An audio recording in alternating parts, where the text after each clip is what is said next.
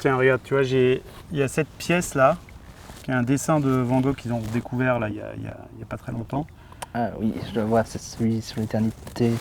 Voilà, c'est un vieux monsieur sur sa chaise, un paysan sur sa chaise, genre sur un parquet en bois à côté d'une cheminée, tu vois. Ouais. Et qui se prend la tête dans les mains, genre en mode hardcore, quoi. C'est terrible un peu de voir cette... Ouais. Parce qu'on s'imagine... De ce qui lui traverse, quoi. Sûrement, ouais. Carrément. Moi, j'aime beaucoup ça parce que... Bah, déjà, en fait, on ne voit pas son visage. Il est caché par ses mains. C'est vrai. Donc, genre, l'homme, la figure, elle est réduite, quoi. Il n'y a plus... Il a plus de... Enfin, justement, il n'y a plus sa figure. Ouais, en plus, c'est vraiment cette position de désespoir, en fait. Et c'est cadré serré, on n'en sait pas plus. C'est vraiment le... Du coup, on se concentre vraiment sur tu vois, la situation et l'émotion, quoi. C'est vrai, ouais. Ouais. Ça resserre, on est avec le bonhomme.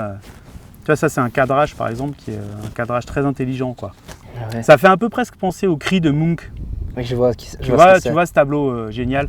Il est incroyable. Il y a un truc un peu proche, hein. Il y a un peu, tu sais, avec cette tête, et puis là, ouais, en plus, il est dégarni. Sauf que c'est même pas, c'est pas de face, c'est de... Ouais, de 3/4. Et replié sur lui-même. Il est beau, hein, celui-là. Et puis, on voit aussi, tu vois, la condition.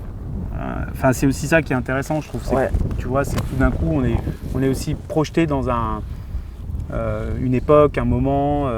Alors, ça existe aujourd'hui aussi. Hein, je veux dire, par exemple, en agriculture, il y a beaucoup de suicides chez les agriculteurs.